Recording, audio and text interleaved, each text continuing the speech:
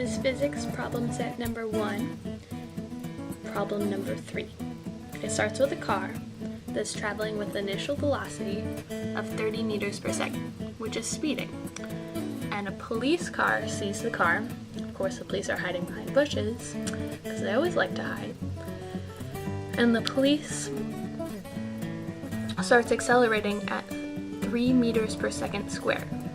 But at the initial position where the car and the police car are in line is 0.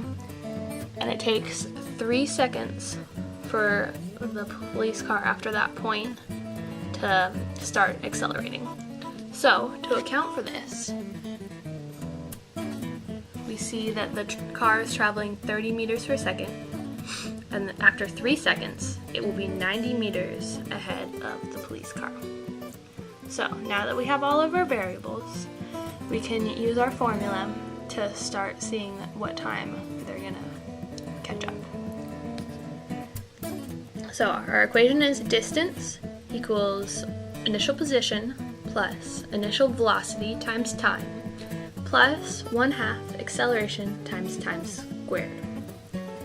So, for our car, that means distance equals their initial position of 90 meters, which we calculated, plus 30 meters per second times time.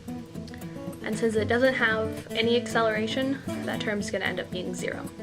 So the equation will end up being 90 meters plus 30 meters per second times time. And for the police car, which is in blue, it has an initial position of 0, an initial velocity of 0. So all we're going to have to worry about is this acceleration, which is 1/2, 3 meters per second squared times time squared. And it looks like this. When you simplify, it'll be 1.5 meters per second squared times time squared. So what we got to do is set those two equations equal to each other, and then put them on one side of the equation so they equal 0. Do a little bit of the quadratic equation, and we get t equals approximately 23 seconds. That's the first part of the problem. And they also want to know at what distance from that initial point are they going to meet.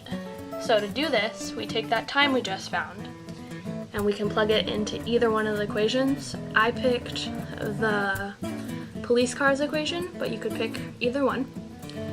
And I plugged in the acceleration, 1/2 acceleration, and then the time squared, and I got the distance was approximately 770 meters. The second part of this question is asking if these numbers are reasonable. So I started by looking at the car, which is going 30 meters per second. So 30 meters per second is approximately 65 to 70 miles an hour. So fast enough that they could be considered to be speeding. So then I looked at the police car, which is accelerating at 3 meters per second squared. So I took this and I wanted to find the velocity. So I used the equation velocity equals acceleration times time to find its final velocity when it meets up with the car. And so the final velocity is 3 meters per second squared times 23 seconds, which equals 69 meters per second. And that's traveling pretty fast. 69 meters per second is approximately 150 miles per hour. I doubt a police car could go that fast, and also the regular car probably would have slowed down by then or sped up if they wanted to run away from the cops. So I don't think this number is very reasonable. The last part of the problem is using Excel and graphing your data. So we can put in the given values and the values we calculated that go into our formula into the spreadsheet right now. So our initial position, which we calculated, is 90 meters for the car, and our initial velocity for the car is 30 meters per second. And then for the police, our acceleration is 3 meters per second. And then our time interval that we want, we'll put in 1 second. So, to start the time, we started at 0 seconds. And then, to make our equation, we are going to say equals, and we're going to do the previous cell plus this cell, and we put in the dollar signs so we make it a fixed amount, and then hit enter. So then we take this and we drag it down as far as we think we need. 28 should be long enough because we figured out it was 23. So, and then we plug in the car's equation, which is the 90 meters plus velocity times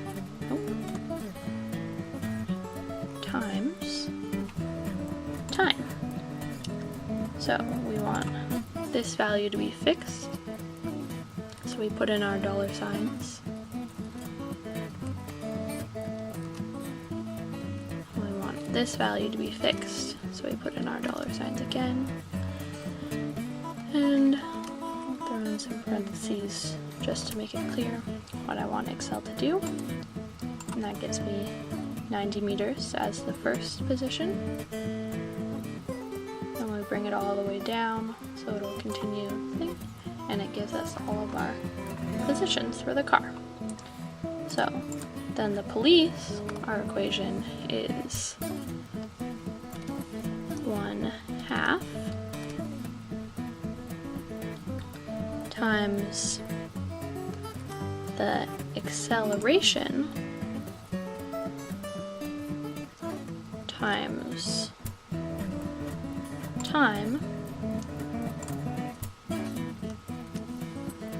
squared. So we have to square that value, and we use a little caret 2 to indicate that it's squared. But we don't want our acceleration to change, so we'll put in our little dollar signs, hit enter. It starts at 0 meters, so that should be right. And then we'll bring it all the way down. Okay, and that looks about right. We can double check it. They're just about even at a little bit over 770 meters, which is what we calculated to be approximately right. So then the next part is calculating the velocities, and the velocity for the car is given right here. So we just have to say equals this, and we'll put in our dollar signs to indicate that it's constant. Hit enter and bring it all the way down. Or you could type into 30 every box, but who wants to do that? Okay, and then lastly, the police car.